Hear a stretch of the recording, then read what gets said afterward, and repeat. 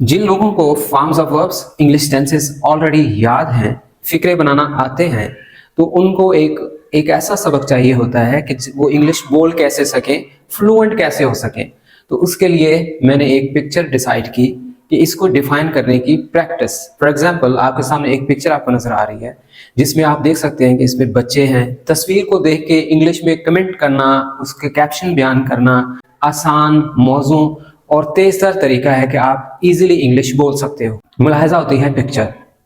सबसे पहले तस्वीर में देखिए कि इसमें ऑब्जेक्ट्स क्या क्या हैं। फॉर एग्जांपल, इंसान है, इंसानों में बच्चे हैं, जानवर हैं, अगर परिंदे भी हैं, दरख्त, घर, और समा क्या है, इन्वायरमेंट क्या है। अगर वो इंसान है तो उनकी इमोशंस क्या हैं, वो क्या रियलाइज कर रहे हैं, वो क्या फील कर रहे हैं। आप ये चीज़ें नोट करके उसके बाद फिर आपने उनके बारे में, उनके क्लोथ्स के बारे में, उनके एक्शंस के बारे में और उनकी जो फीलिंग्स हैं वो आपने बयान करनी होती है। फॉर एग्जांपल, हम सबसे पहले बोलेंगे कि इसमें जो सबसे बड़ी चीज़ है वो है ग्रैंड माँ। तो हम कहेंगे द ग्रैंड माँ is sitting in the garden, मतलब कि ग्रैंड माँ बाग में बैठी हुई है। अगर इस फिक्र को और भी लंबा करना है तो आप कह सकते हो कि ग्रैंड माँ बाग में बच्चों के साथ बैठी हुई है।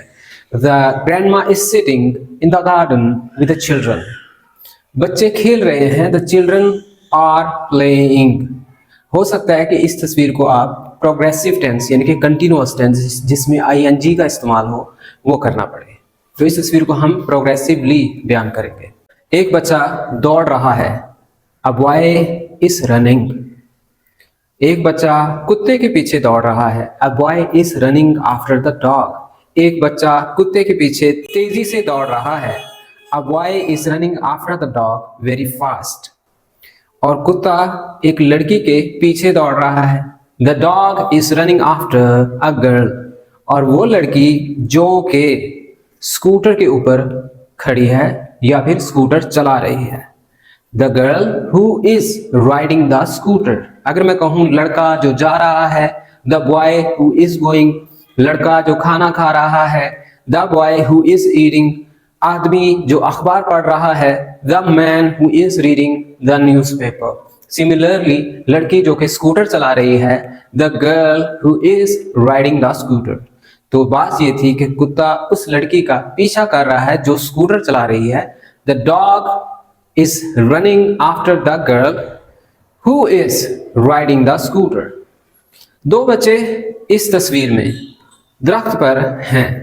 Two children are on the tree in this picture. एक लड़का दरख्त पर खड़ा है, a boy is standing on the tree. एक लड़की दरख्त पर बैठी है, a girl is sitting on the tree. लड़का दरख्त को पकड़े हुए है, the boy is holding the tree. या फिर the boy is holding the branches of the tree. लड़की दरख्त पर बैठी हुई है, the girl is sitting on the tree. सब बच्चे खेल रहे हैं, all the children are playing. सब बच्चे हंसी खुशी खेल रहे हैं, all the children are playing happily.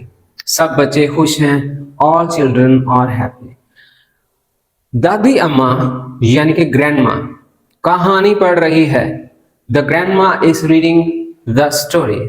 दादी अम्मा एक लड़की को कहानी सुना रही है, the grandma is narrating the story to a girl. लड़की कहानी सुन रही है, the girl is listening the story.